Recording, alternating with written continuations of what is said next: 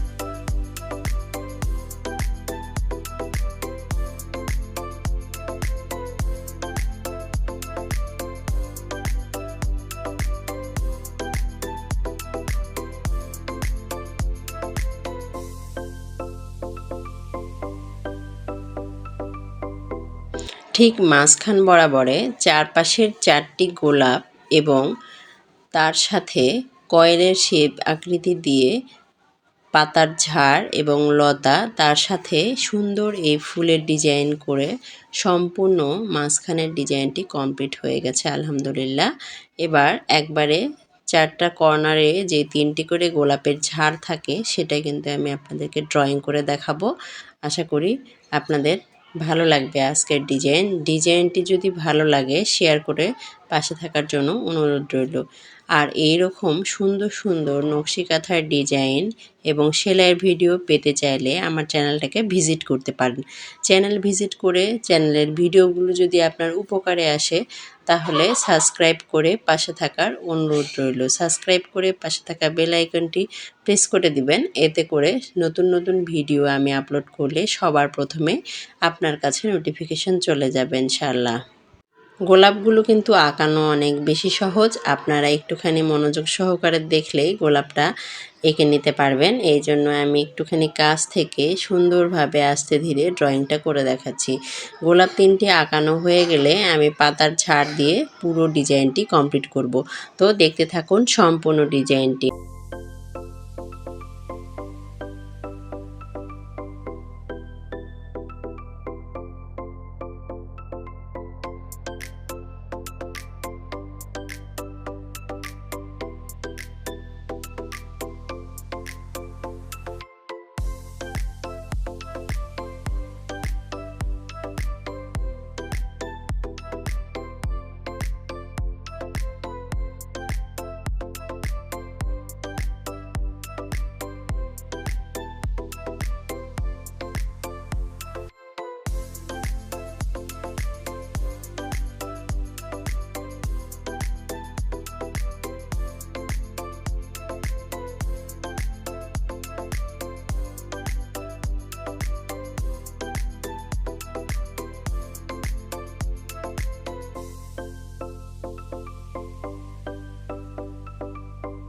Corner সাইডের গোলাপের ঝাড়টার মধ্যে 3টি গোলাপের ঝাড় পাতাসহ থাকবে এবং মাঝখানে কয়েলের আকৃতির শেপ দিয়ে সুন্দর করে একটা ডিজাইন ড্রয়িং করে নেব, আর সেই সাথে পাতা এবং লতা দিয়ে ঝাড়টা কমপ্লিট করে নেব। আপনারা একটুখানি মনোযোগ সহকারে দেখুন, আর সেই সাথে আমি একটুখানি সেলাইয়ের টিপস আপনাদের সাথে শেয়ার করি। সম্পূর্ণ ভিডিওটির সাথে থাকবেন, লাস্ট পর্যায়ে চমৎকার একটি টিপস থাকবে। আশা করি সেই টিপস যদি শিখে নেন তাহলে আপনার নকশি কাঁথা ড্রয়িং এবং সেলাইয়ে আর কোনো বাধাই থেকে যাবে না। দেখতে পাচ্ছেন এখানে আমি যে ড্রয়িংটা সম্পূর্ণ কমপ্লিট করেছি, এই ড্রয়িংয়ের মধ্যে আপনার বোতাম স্টিচ সেলাই অথবা চেন স্টিচ সেলাই দিয়ে সম্পূর্ণ নকশি কাঁথাটা করতে পারেন। যারা অনেক ভারী সেলাই করতে পছন্দ করেন না আর নকশি কাঁথাতে একটু পাতলা হালকা সেলাই পছন্দ করেন, খুব সহজেই তারা কাঁথা স্টিচ সেলাই দিয়ে এই ডিজাইনটি কমপ্লিট করে নিতে পারবেন। আর একটুখানি মাঝ বরাবরে যে ফাঁকা জায়গাগুলো থাকবে সেগুলোতে চেন স্টিচের সাথে মিল করে কাঁথা স্টিচ সেলাইটা দিলে চমৎকার একটি লুক ক্রিয়েট হবে মাশাআল্লাহ। সম্পূর্ণ নকশি কাঁথার ডিজাইনটি দেখার আমন্ত্রণ রইল। ভিডিওর শেষে সম্পূর্ণ ডিজাইনটি আপনাদের সাথে আমি শেয়ার করেছি। এখানে কর্নার সাইডে গোলাপের ঝাড়টি দেখতেছেন, চারপাশে 4টি কর্নারেই গোলাপের ডিজাইনটি হবে, আর মাঝখানের ঝাড়টি দেখতে পাচ্ছেন কতটা সুন্দর এবং ইউনিক হয়েছে। আর সম্পূর্ণ কাঁথাতে স্কেলিং করে 1.5 ইঞ্চি পরিমাণে প্রতিটা ঘরের স্কোয়ার করেছি এবং দুই পাশে একটুখানি লতা দিয়ে সম্পূর্ণ ডিজাইনটি কমপ্লিট করেছি। দেখতে পাচ্ছেন পাতার ঝাড়, সেই সাথে সুন্দর মাঝখানের এই ডিজাইনটি কতটা সুন্দরভাবে গোলাপ ডিজাইনটাকে আকর্ষণীয় এবং সুন্দর করে তুলেছে। এতক্ষণ ধৈর্য সহকারে আমার ভিডিওটির সাথে থাকার জন্য আন্তরিকভাবে ধন্যবাদ জানাই।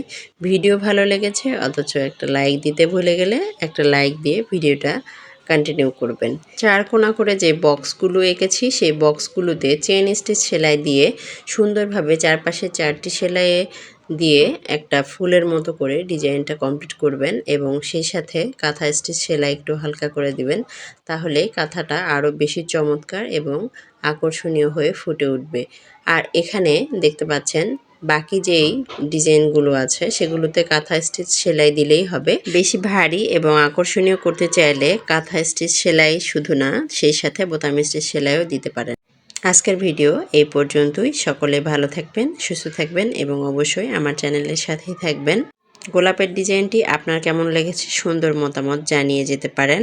নকশি কাঁথা শুধু মনের অনুভূতি এবং আবেগ না, এটাতে দুঃখ কষ্ট এবং গ্রাম বাংলার ঐতিহ্য জড়িয়ে থাকে।